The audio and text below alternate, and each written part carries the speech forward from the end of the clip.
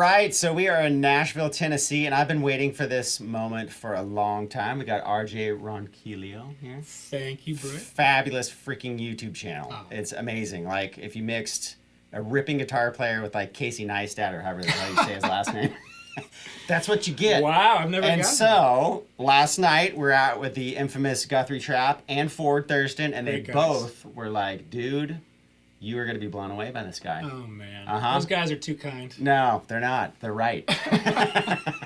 And they're honest, which is what I love about both of them. Okay, so we're going to do a few things with RJ, but this one's going to be how to do like a little kind of funky blues and step outside the lines a little bit. Maybe we'll talk about, you know, my style is kind of standard blues playing, but I like to go outside a little bit. Yeah. Who's an example of like a player like that you like? Oh, gosh. Who? Or a couple of. Scott Henderson. Dude, what is up with that guy? He's amazing. Freaking good. Florida guy, too. Is he from Florida? I think so. Really? I think he attended, he went to school in Boca Raton or something like that. He's like the Rain Man. He's like I used to do open counseling with him in blues at MI, and he was like, he would sit in there, and all of a sudden, these freaking licks would come out. He has a book like this big that he writes down every lick that he likes. Yeah. Oh, wow. It's like this encyclopedia. I need to start doing that, though. Yeah, no, it's good stuff. Okay, sorry. I went off. Yeah. It's been one of those nights. Okay, so how do you approach doing that? Because, right, we can talk about outside playing, but like, what's a hard concept to like get in there? There's a couple concepts I like to use. I mean, one of them is when I think I'm going to hit a correct note, at the last minute I change my mind and I'll hit a half step down or half step above just to give it tension. Yeah. It's like all about that tension and release. Sure. You know? Right. So I don't do it a lot. Yeah. But maybe like one note here and there, you know, in a couple bars every, you know. So we're in B flat, right? Or whatever. And then are you using like the pentatonic scale right here as a bass? Sure, yeah. Okay. I'll use, you know, for blues, I'll use a mix of a lot of things, but pentatonic, mixolydian is a big thing that I do. That's a good one. A mix between a lot of, you know, those two scales. Nice tie-in. But, that's right. That's a pun. Okay, so maybe you see like that scale, right, as your bass, and then are you also thinking about the chord shape or like what? Yeah, it's a little bit of both. Sometimes I will just like groove on the tonic pentatonic. Yeah, exactly. And just for the whole 12 bars, you know? Okay. And, you know, when you do that, there's certain color notes that will create tension. Obviously, you have this blue note. Right. So if you're gonna, like, I'll play the chord. Okay. I mean, that's really an out note if you think about it. Yeah. But other than that... Oh, that was cool. Okay, so... So that is a mix of mixolydian and kind of pentatonic, I guess. So you're one fret down. Yeah. So if you can think of it as a pentatonic, and instead of hitting that the flat 7, you move it down to the natural 6. Okay. Yeah. Kind of like you could think of it as a mixolydian, part of a mixolydian. So show them. Okay, so here's the pentatonic. Show them what mixolydian looks like in that same spot. So mixolydian would be like.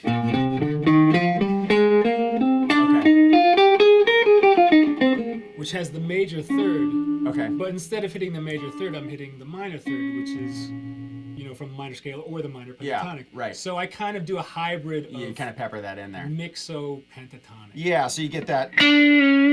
Yeah. Yeah. But sometimes I won't even hit that major third. I'll just hang on the minor third. Yeah. Because when you have that juxtaposition or what have you, between like the major 6th and then you have the minor 3rd, I mean, that's the minor 6th chord right there. Okay. And I kind of copped that from living in LA. I was listening to a lot of West Coast blues. Yeah. So like Hollywood Fats or Kid Ramos, those guys get it from T-Bone Walker. You know?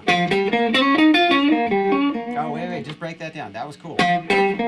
So this is where I'm thinking pentatonic, but just moving down one note. So if I was to play this in just strict pentatonic scale, it'd be like. Okay. But I'm moving this note the flat 7 down to the natural 6, so it'll be Oh, take that. just a little variation right. that makes it, to me, it makes it a little more jazzier, a little more West Coast bluesish. Okay, So I kind of expand upon that idea. Like if you were to take that somewhere. Okay, right there. So you could, if you're playing a blues, you could use this as a motif. Now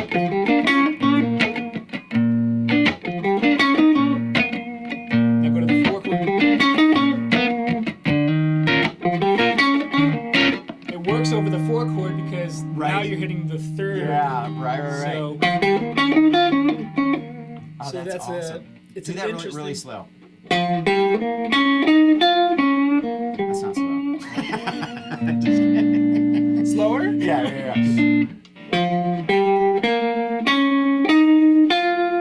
Okay. So really, it's just a 1-note difference in the pentatonic scale.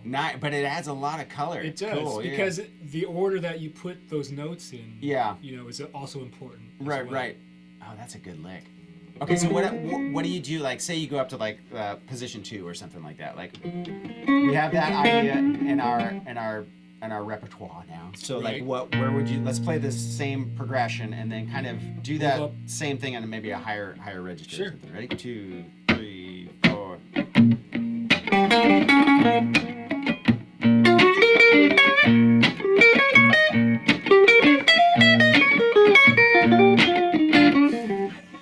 I don't know what I just did. I was just gonna say, now that was awesome. Can you show us all that? That's a killer lick. What's that? Okay. So where are you? Let's get where you're at. So I am position 4. Is that where you're at? Where we B flat. 1, 2, 3. 3. Okay. Position 3. Yeah, this whole B flat thing's tripping me out. Yeah. I don't know. I think maybe it's like a BB King thing that I'm learning. But, okay. So I mean, that kind of started out as like a BB King style lick, but it should be that other note, right? Yeah. Okay. So he'll go up to the major 3rd, but like I like to stick with the minor 3rd. Yeah. Oh, that's great. Okay, slow that down a lot. That was cool.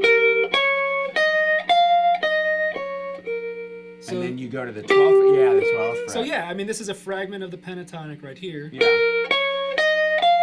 Yeah. So that's the position 3. And then I underscore it with like that BB-ish. Playing under the original note. Yeah. Because if it was master. That's right. Who would have thought? All right. So, how did you transition down though? That was cool. Like, how did you? So I have a thing where like I don't pay attention too much about 3rd position, 2nd position. Yeah. I kind of have these leading shapes. Okay. And they're usually on the top 3 strings. Okay. What are they? So give us. So like from here. That was cool because you added a little chromatic love. What was that? That part? Yeah. Oh, this one. Yeah. Okay. Go That's just blues scale. Right there. And then I'll switch. I'll shift down and kind of play around in this area with just like the top 3 strings. Like, and then I'll shift down.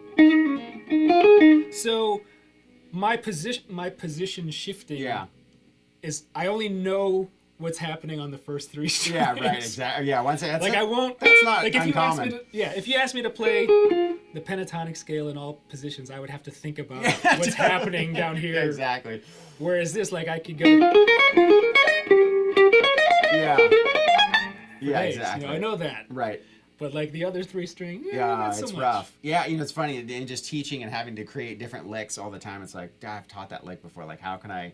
And so you find these other like middle of the road transition points, and it's interesting because I get so locked into a very specific interval sound. Yes. And when you start using those pentatonic shapes in the middle, it's like, wow, suddenly it's like this climb up sounds really cool, and it's different because it's a different interval, and it's something so simple as it all repeats itself, right? But you don't think about like, oh, right, that's that same thing. This same gap is right here. Exactly. Yeah, it's just weird because it's on a different set of strings. Yeah, totally. And you come up with some really cool ideas that way. So it's just a little tip out there to try. But anyways, okay, so What's you were doing almost like the blues note thing right there, but you did it up higher too. Where?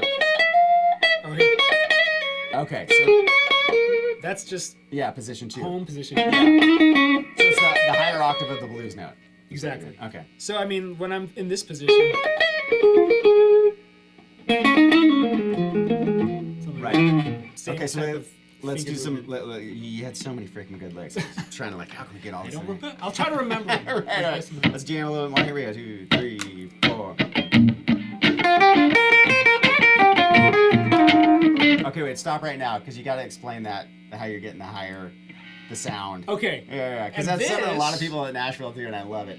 Well, it's funny because I picked this up in LA as well. Okay, nice. From the blues players. Yeah. I guess the West Coast blues guys in LA were a big influence. Okay, so in the past. Give us the three guys again. What would you say? Okay, so Hollywood Fats. Hollywood Fats. Okay. Kid Ramos was a big influence. All right. He played with the Thunderbirds and has got his own stuff. Right. Who else? Kirk Fletcher's great at it. Oh, he is good. He's amazing. Awesome. He's another guy that can do it all. Yeah, he's really great. Good feel too. Love it. Oh, yeah. But I would watch them, especially like Kid, just picking by the bridge and putting it on the treble pickup and picking by the bridge. Where for the longest time I'm like, oh, that's so brittle. Yeah. But when you're trying to cut through a band and stuff. It works great. All right, so let's do that. 2, 3, 4.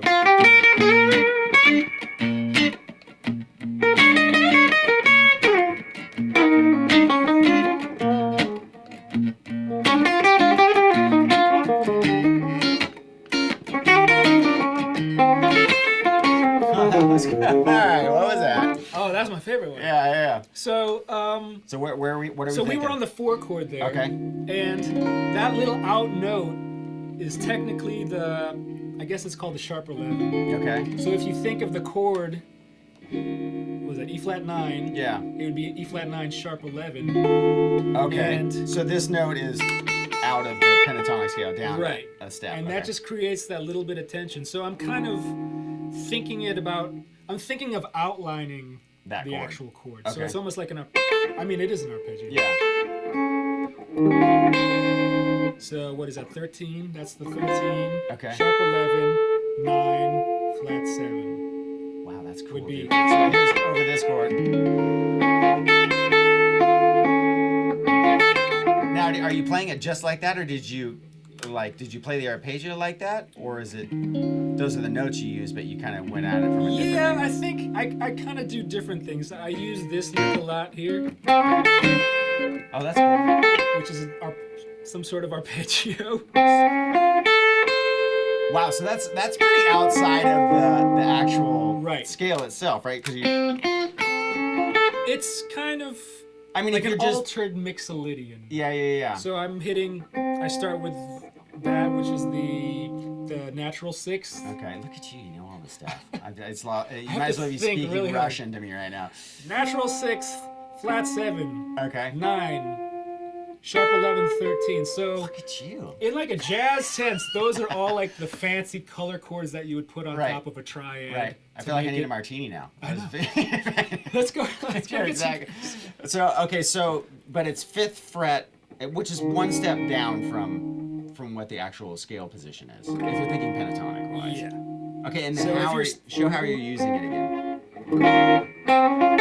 Just that little fragment. Yeah. And then I'll go into something like back to pentatonic. Okay, so let's do that. You want me to just play the 4 chord? Or you want to get into it like from the 1 chord? Yeah, let's do okay, that. 2, 3, 4.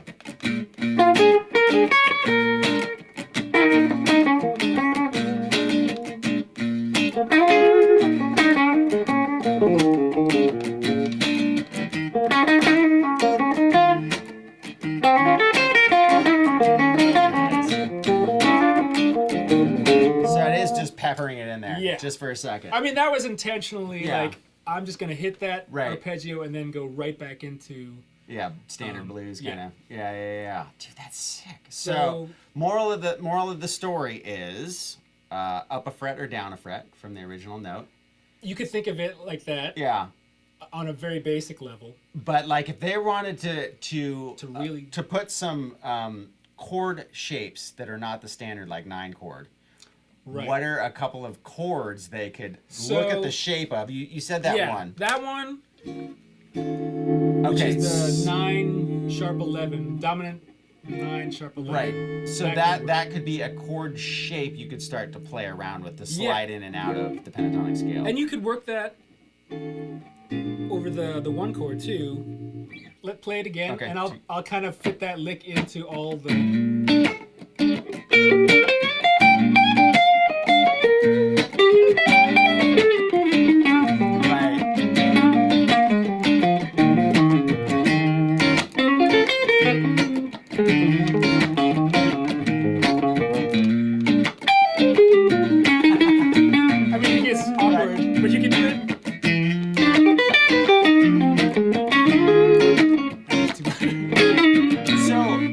Are you basically picking each of those chords and doing that arpeggio? Right. So when we were in the 1 chord B flat, I'm like thinking, okay, B flat 9 sharp 11. Oh, okay. Right. And then the 4 chord. Right. I don't think it works too well over the 5 chord, but that could be just because it's overkill. Yeah, oversaturated at that point. Yeah, exactly. So, okay, so one more time through. Don't try to target anything, but like just throw it in there when you can. So play natural, and then just if it falls in there, then it happens. 2, 3, 4.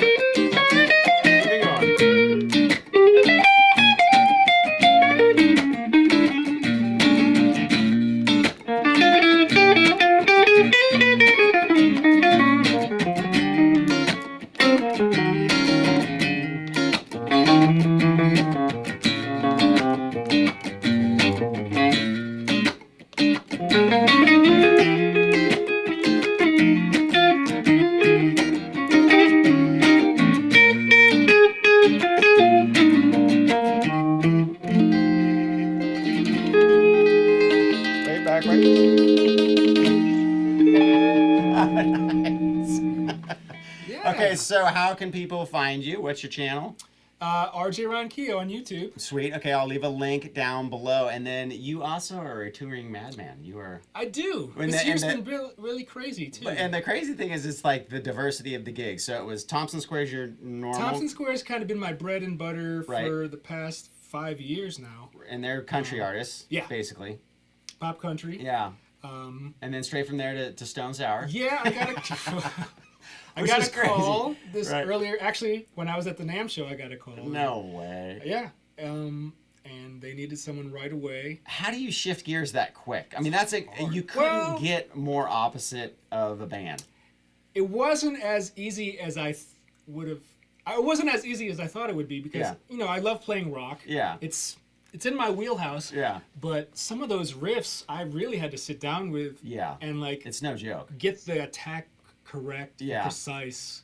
Because it's not sloppy music. No, and then you got to be able to freaking jump around like madmen they're doing. In fact, I did a video on how I learned those songs. Right. And one of the tips I told everyone was, at some point you need to practice the songs standing up and moving around because those riffs get harder to play even if you're walking across the stage. Yeah.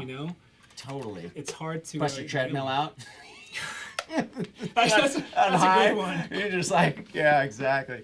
All right, so check out his stuff. We're going to do more with RJ coming soon. We're going to, since you mentioned rock, we obviously have to go there, but we'll do all sorts of rhythm and country and check out your wheelhouse, man. Check out his channel. It's really awesome. One of my favorite YouTube channels, so make sure you check the link down below. Thank you, sir. Thank you, Brett. Yeah, absolutely.